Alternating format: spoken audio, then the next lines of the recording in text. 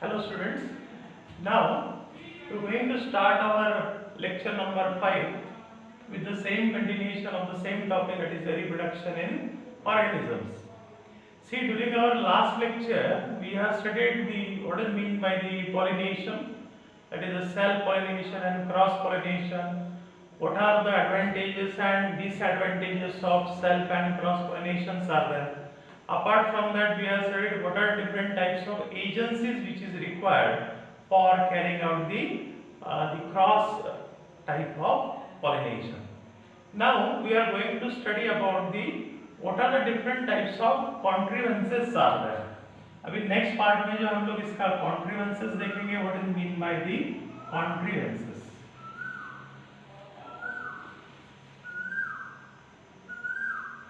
See, first of all, you have to understand this particular term that is known as contrivances.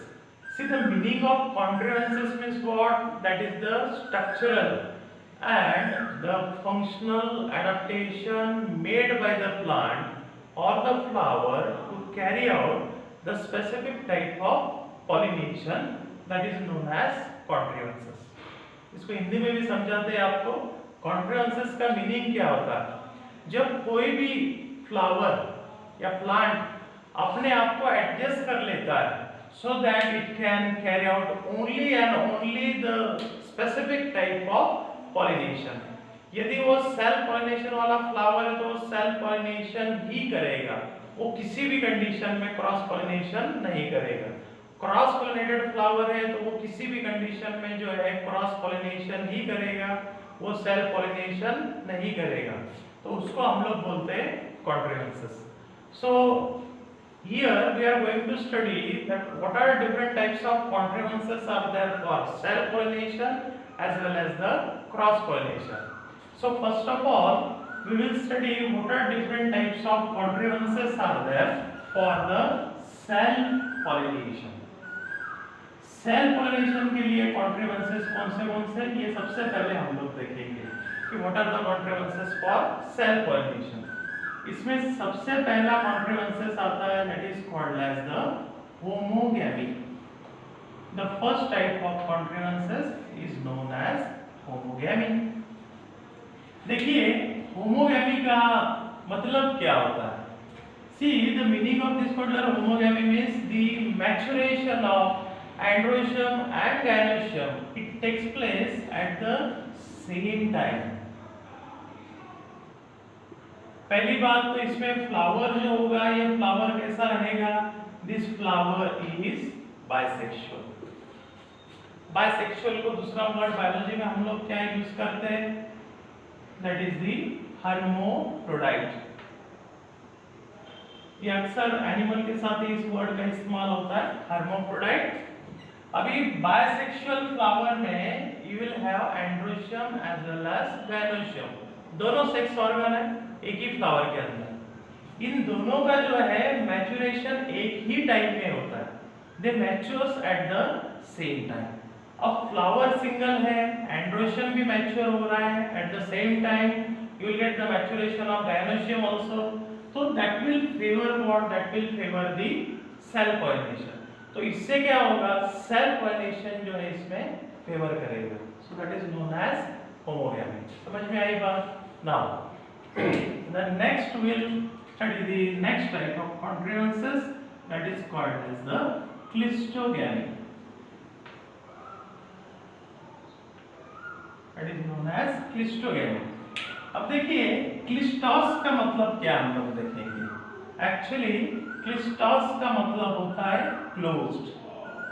क्लिस्टॉस का मतलब क्या होता है? Closed. See, in this case the flower it always remains in the bud condition. Rest of the condition will remain the same. Clistogamous flower भी कैसे रहेगा? Bisexual और hermaphrodite. और इसमें भी maturation period कैसा रहेगा? Same रहेगा. Then why it is called as the clistogamous type of flower? Because in this case the flower always remains into the bud condition. ये फ्लावर जो है ये हमेशा बड कंडीशन के अंदर रहेगा, उसका ब्लूमिंग नहीं होगा. समझ में आ रही बात? उस फ्लावर का जो है ब्लूमिंग नहीं करेगा. इसलिए जो है फ्लावर हमेशा कैसा रहेगा, क्लोज्ड कंडीशन में रहेगा। तो इस टाइप के कॉन्ट्रीवेंसेस को बेसिकली क्लिस्टोगैमी कहा जाता है। So both this contrivances are come under the self pollination. तो सेल पॉलिनेशन में हमने दो टाइप पढ़ी, one is the homogamy, another one is the cleistogamy. Now we will move on to the next part, that is known as the contrivances for cross pollination. अभी जहाँ तक contrivances की बात है, आपके स्टेट बोर्ड के book में उन्होंने दिया है, इन्होंने रेफर किया contrivances को as outbreeding device। इन्होंने इसको जो हेडिंग दिया है that is known as the outbreeding device। अब इसमें क्या होगा आप समझने की कोशिश कीजिए। What is outbreeding device or the contrivances for the cross pollination, that will go into the detail। अभी देखिए जहां तक outbreeding device की बात होती है क्रॉस पॉलिनेशन में, जैसे हमने कहा कि here the plants will prefer to carry out only and only the cross pollination। वो क्रॉस पॉलिनेशन के अलावा किसी टाइप का पॉलिनेशन नहीं करेंगे। तो इसमें सबसे पहला कॉन्ट्रीवेंसेस आता है as far as your cross pollination is concerned। Cross pollination में सबसे पहला कॉन्ट्रीवेंसेस आएगा that is known as dichogamy. इसको बोलेंगे डाइकोगैमी। अब डाइकोगैमी में you will have two types again, one is called as the protandry and another one is called as protogyny। protandry and protogyny। देखिए थोड़ा डिफिकल्ट लगता है ये टर्म, पर आप समझ लेंगे तो ज्यादा आसान है समझने के लिए। डाई का मतलब होता है two, di means what, there are two. In this dichogamy what happen, of course the flowers are bisexual. इसमें फ्लावर कैसा है, बाइसेक्सुअल है, हर्माफ्रोडाइट है। अब यदि फ्लावर बाइसेक्सुअल रहेगा तो ऑब्वियसली उसमें सेल पॉलिनेशन होना है, और हम तो देख रहे हैं कि इसमें आउटब्रीडिंग कर रहा है, दूसरे फ्लावर से पोलन उसको लेना है, एक्सेप्ट करना है। तो उस केस में वो सेल पॉलिनेशन नहीं करना चाहता। तो प्लांट ने क्या किया, फ्लावर ने क्या किया, अपने मैच्योरेशन पीरियड में उन्होंने डिफर कर दिया।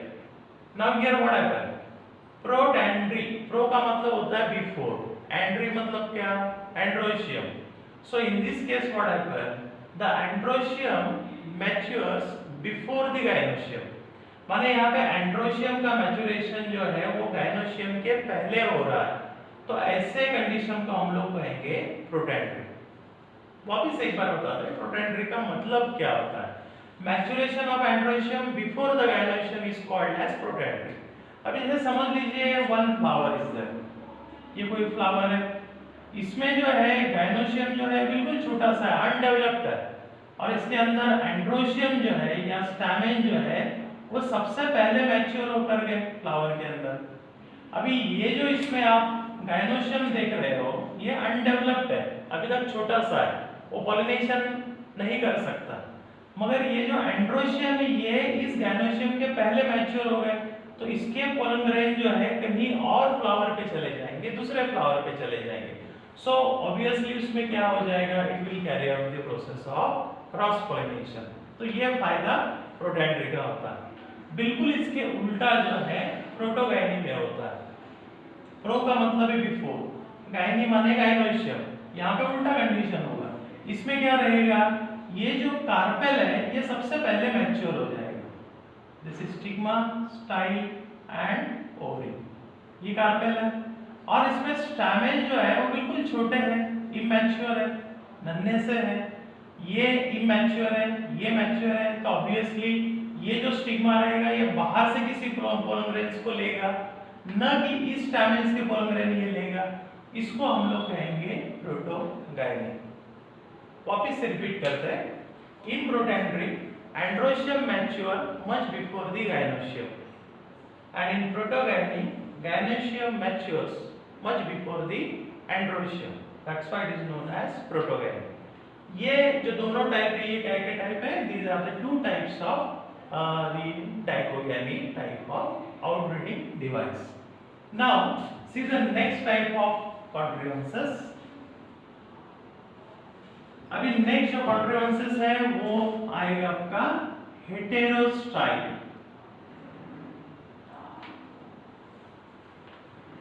Heterostyle. Now you know the meaning of heteros. Heteros का मतलब होता है different, and you know what is meant by the style. See here what happened. The length of the style differs as compared to the length of the stamen. Say for example, if you consider any particular flower. Suppose this is a flower. This is the carpel. Now this is stigma, and you know this is the style, and this one is the ovary. Now here flower is bisexual. इस condition में देखिए flower कैसा है, bisexual है, मगर कायदे से उसको क्या करना है, आउटब्रीडिंग करना है, उसको क्रॉस पोलिनेशन करना है, तो वो बोलेगा कि मैं सेम एंथर के स्टैमेन जो है उससे कॉन्ग्रेन नहीं ले सकता। तो उसने क्या आइडिया किया यहाँ पे, बेसिकली उसका स्टाइल का जो लेंथ है वो लंबा हो गया as compare to the length of the stamen. So here what happened, the pollen grain cannot be transferred on the stigma of same flower. इसके वजह से जो है यहाँ के pollen grain जो है वो इस स्टिग्मा के ऊपर pollinate नहीं हो सकते, because distance is a barrier. यहाँ पे distance जो है वो barrier का काम कर रहा है, वो उसको रोक रहा है, तो उसको हम लोग बोलते हैं heterostyle. वाइस वर्सा भी इसमें हो सकता है। ये भी एक तरह का क्या कहेंगे कॉन्ट्रीवेंसेस या आउटब्रीडिंग डिवाइस होता है। नाउ द नेक्स्ट डिवाइस और the contrivances for cross pollination is called as self sterility. इसको हम लोग बोलते हैं सेल्फ स्टेरिलिटी। नाउ हियर ये केस में भी फ्लावर बाइसेक्सुअल है, ये केस में भी फ्लावर बाइसेक्सुअल है। इन this case the flower is also bisexual. So here what will happen, suppose this is carpel, this is stamens, and obviously the flower is what, flower is bisexual. तो इसमें तो self pollination होने का chance है, मगर इस plant को self pollination नहीं करना है, तो उस केस में क्या होगा, सेल्फ स्टेरिलिटी आएगा। सेल्फ स्टेरिलिटी का मतलब क्या होता है, see even if the pollen grain fall on the stigma, it will not undergo the process of pollination, the germination. अरे बाई चांस यदि pollen grain इस पे गिर भी जाता है स्टिग्मा के ऊपर, उसको रिसीव भी कर लेता है, मगर यहाँ पे जो है pollen grain का germination पॉसिबल नहीं है। This is a genetic reason. माने चाहकर भी यहाँ पे pollen grain का germination स्टिग्मा के ऊपर नहीं हो सकता, that is known as self sterility. तो ये तीनों कॉन्ट्रीवेंसेस आपको समझ में आ गए, dichogamy, heterostyle and self sterility. इसमें और एक पॉलिनेशन का कॉन्ट्रीवेंसेस है, that is known as unisexuality. That is known as unisexuality. देखिए यूनि का मतलब है single. See here what happened, the flowers are unisexual. यहाँ पे जो है फ्लावर्स कैसे होते हैं, यूनिसेक्सुअल होते हैं, माने फ्लावर डिफरेंट रहेंगे। यहाँ पे you will have male flower differently and female flower differently. One is the male flower, another one is the female flower. अभी ये जो मेल फ्लावर इसको हम लोग क्या कहेंगे, it is known as the staminate flower. इसको जो है हम लोग स्टैमिनेट फ्लावर कहते हैं, और इसको जो हम लोग क्या कहेंगे, it is known as the pistillate flower. One is the staminate flower and another one is the pistillate flower.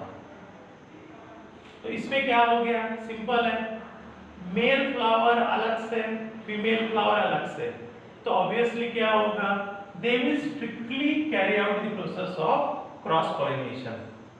ये तीनों में, ये चारों में सबसे बेहतरीन जो पॉलिनेशन होता है वो होता है यूनिसेक्सुअलिटी, क्योंकि इसमें चाहकर भी सेल्फ पॉलिनेशन नहीं हो सकता। They can not carry out the process of self pollination, they will carry out only and only cross pollination.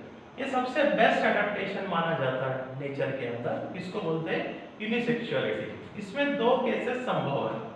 One thing that the male and female flowers may be present on the same plant.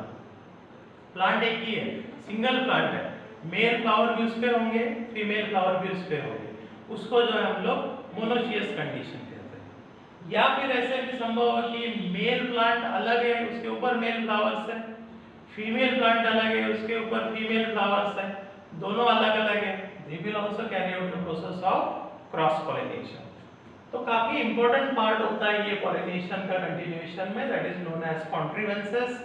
And contrivances in your text book it is referred as the outbreeding device for the cross pollination. हमने आपको cell pollination के बारे में भी extra बताया, plus cross pollination के जो 4 major कॉन्ट्रीवेंसेस है या डिवाइसेस है, that also we are studied in detail. Now we will move on to the next part. अभी जो है हम लोग इसकी बाद वाली बात करेंगे। अभी थोड़ा सा हम लोग पहले सीक्वेंस के बारे में बात करेंगे कि शुरू से लेके अब तक हमने क्या बताया। See we are studied the structure of flower. हमने फ्लावर के स्ट्रक्चर के बारे में देखा, then we are studied about the microspore, development of male gametophyte, female gametophyte, then the process of pollination, सब हो गया। अभी नेक्स्ट पार्ट आता है, that is known as the germination of pollen grain on the stigma। जैसे pollen grain पहुंच गए stigma के ऊपर, चाहे वो सेल पॉलिनेशन हो या क्रॉस पॉलिनेशन हो, अभी स्टिग्मा के ऊपर जो है pollen grain पहुंच गया है।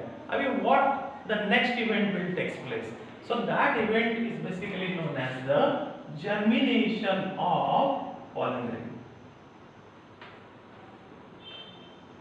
It is known as germination of pollen grain। Short में लिख रहे हैं हम लोग यहाँ पे germination of pollen grain। Now here if you see, sir, this is a stigma, ये स्टिग्मा है, this is a style and this is ovary। ठीक है, जान के जो हम लोग बड़ा स्ट्रक्चर बना रहे हैं for the better understanding। Now here what happened, see when the pollen grain land on the stigmatic surface, so this is a pollen grain, ये हम लोग उसको माइक्रोस्पोर कह सकते हैं। पॉलिनेशन का प्रोसेस हो गया।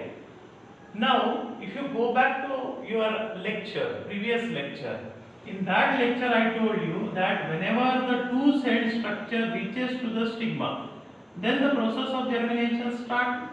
pollen grain के अंदर एक ऐसा छोटा सा स्ट्रक्चर आता है, that is referred as what, that is referred as the pollen tube। जब जर्म पोर से pollen tube बाहर आता है, the process is known as germination। तो जर्मिनेशन में क्या होगा, ये जो pollen tube है ये जर्म पोर के थ्रू जो है ये ग्रो करेगा, and this process is basically known as the germination of pollen grain। So during germination of pollen grain what happen, there are certain events takes place। इसमें क्या होगा कि once the pollen grain reaches to the stigma is receptive। माने उस समय stigma के ऊपर जो है कुछ खास प्रकार का सिक्रीशन होता है। अब म्यूसिलेज इज सिक्रेटेड, यहाँ पे जो है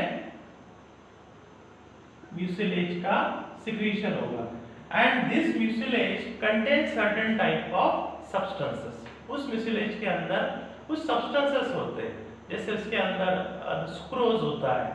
ये जो सुक्रोज है ये एंजाइम के वॉल को ब्रेक करेगा। As the wall enzyme breaks and that germ pore remains open, through that particular point the intine, आपको याद होगा intine क्या होता है, that is the second layer of microspore। this intine protrudes out। ये जो intine है ये protrude करता है।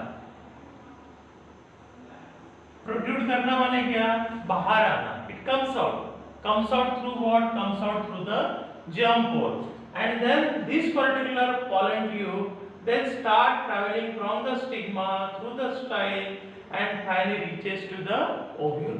क्योंकि ovule जो है वो यहाँ पे होता है, इस pollen tube को इस ovule तक पहुँचता है, तो इसलिए pollen tube जो है all along the length of ये growth होके ovule तक पहुँचता है। इसीलिए एंजियोस्पर्म के अंदर या जिम्नोस्पर्म के अंदर what type of the fertilization is there? That is referred as the siphonogamos.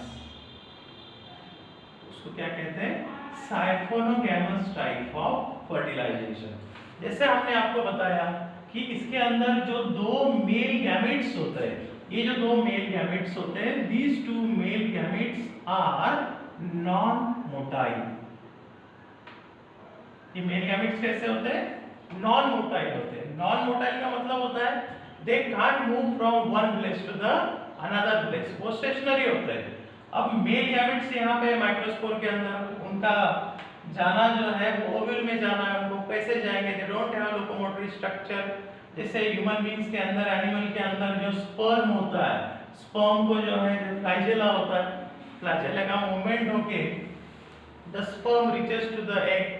यहाँ पे वैसे फ्लैजेला वाला कोई स्ट्रक्चर है नहीं, तो ये नॉन मोटाइल हो गए।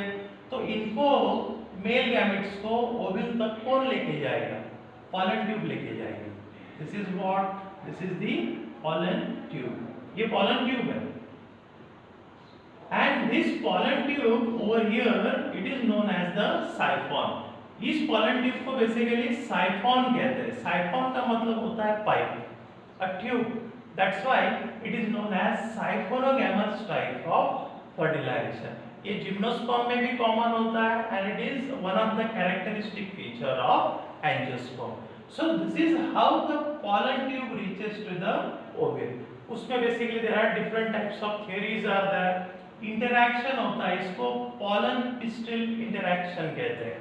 जब भी जर्मिनेशन होता है इस प्रोसेस को pollen pistil interaction कहा जाता है। pollen that is a microspore and pistil that is a carpel। Ovule के साथ इसका इंटरेक्शन होके जो है ये pollen tube finally reaches to the ovule and then the process of fertilization start।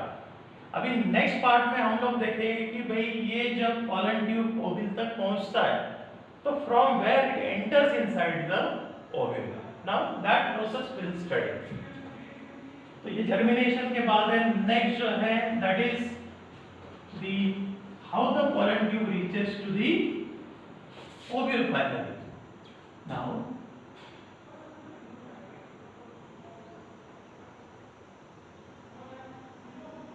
you know this is the pollen tube। अब ये pollen tube जो है ये ovule में जब पहुंचता है, depending upon the entry of pollen tube there are different types are there। तो इसमें सबसे पहला जो टाइप है उसको पोरोगैमी कहते हैं। Now you are all aware of the structure of this particular ovule। This is how the ovule is there। आपको यदि लास्ट लेक्चर याद होगा तो हमने बताया था इस स्ट्रक्चर को क्या कहते हैं? This is known as micropyle. इसको क्या कहते हैं? माइक्रोपाइल। ठीक है ना। लास्ट लेक्चर में हमने ओव्यूल का स्ट्रक्चर देखा था, उसमें हमने देखा this is the micropyle and this is the chalaza. ये फिनिकल था, सिर्फ वो इन्वर्टेड टाइप का ओव्यूल था। यहाँ पे हम लोग स्ट्रेट ओव्यूल निकाल रहे हैं। तो इन this case what happen, the pollen tube reaches from the micropyle to the embryoside। माने ये pollen tube जो है ये माइक्रोपाइल से होते हुए फिर जो है एम्ब्रियोसाइट तक रीच कर रहा है। Then this kind of process is basically known as porogamy। Now try to understand what is mean by porogamy। See whenever this is what, this is the pollen tube। ये pollen tube है। जब ये pollen tube micropyle के through होके जब अंदर जाता है then the process is known as porogamy। तो उसको हम लोग porogamy कहते हैं। सेकेंड टाइप जो है that second type is basically known as the mesogamy।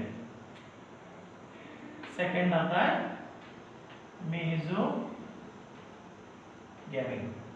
अब मेसोगैमी में क्या होगा देखिए।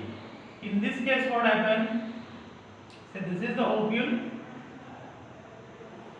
And you know the ovule has the integuments. इसमें ये प्रोटेक्टिव कवर होता है, this is the integument and this is the embryo sac. अब यहाँ पे pollen ट्यूब जो है वो यहाँ से न जाते हुए यहाँ से अंदर जाएगा। Can you see here clearly?